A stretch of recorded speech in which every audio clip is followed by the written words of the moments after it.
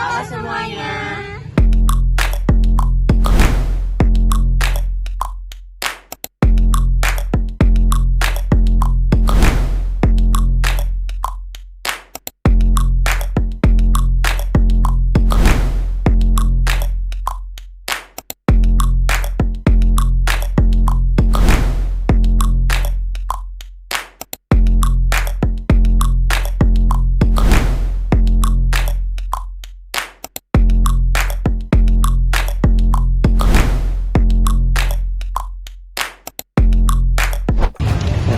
Temen aku banyak yang bilang pengen kuah cemilan yang gak lembek banget, karena yang lembek itu kayak gak enak gitu.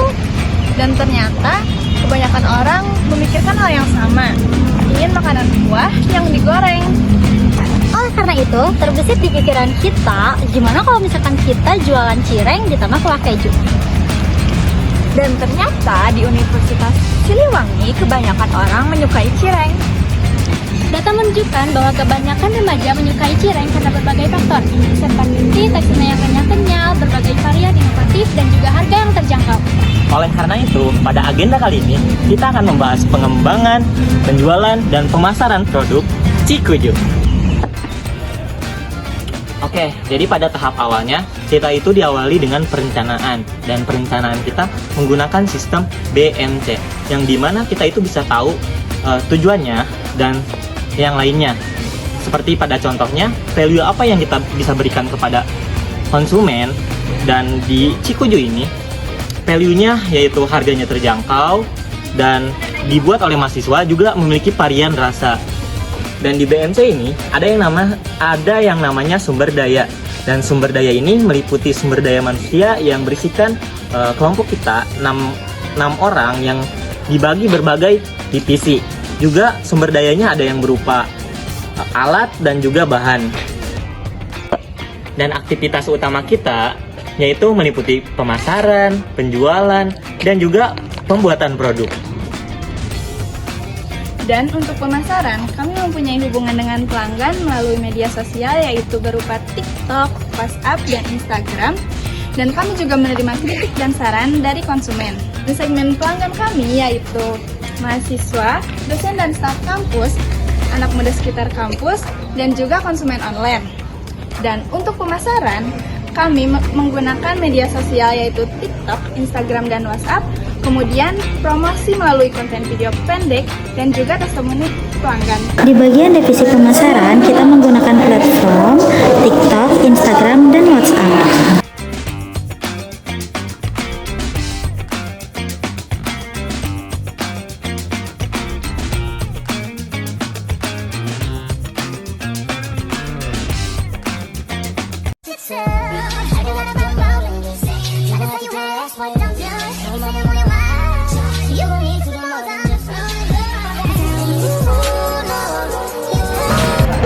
Halo semuanya, di sini saya akan menjelaskan bagaimana sih proses pembuatan cireng kuah keju agar tetap higienis kepada konsumen dan membuat konsumen puas. Yang pertama, pada proses pembuatan atau pembelian bahan baku, kita menggunakan bahan baku yang terjamin, higienis, dan juga terpercaya, dan langsung dibeli oleh kita dan juga dibuat langsung oleh kita. Yang kedua, untuk proses pembuatan, kita menggunakan minyak yang baru, bahan-bahan yang baru dan juga terjamin, peralatan yang bersih, sehingga tidak akan membuat kualitas kita menjadi buruk. Yang ketiga, kita menjaga kualitas produk agar dapat higienis, terjamin kualitasnya, dan juga dapat memuaskan atau membuat konsumen menjadi puas terhadap makanan atau produk yang dibuat oleh kami. Dan di sini ada proses sinematik pembuatan produk kami yang sudah kami upload pada Instagram.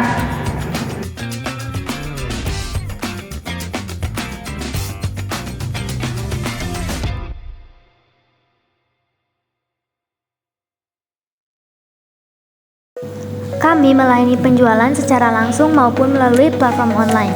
Untuk proses pengantaran, produk kami kirimkan langsung kepada para pembeli. Adapun pembayaran dapat dilakukan melalui transfer maupun secara langsung saat penerimaan produk. Siti Romiani sebagai manajer keuangan di kelompok ini. akan menjelaskan BEP dari kelompok kami. Modal awal per orang adalah 36.500.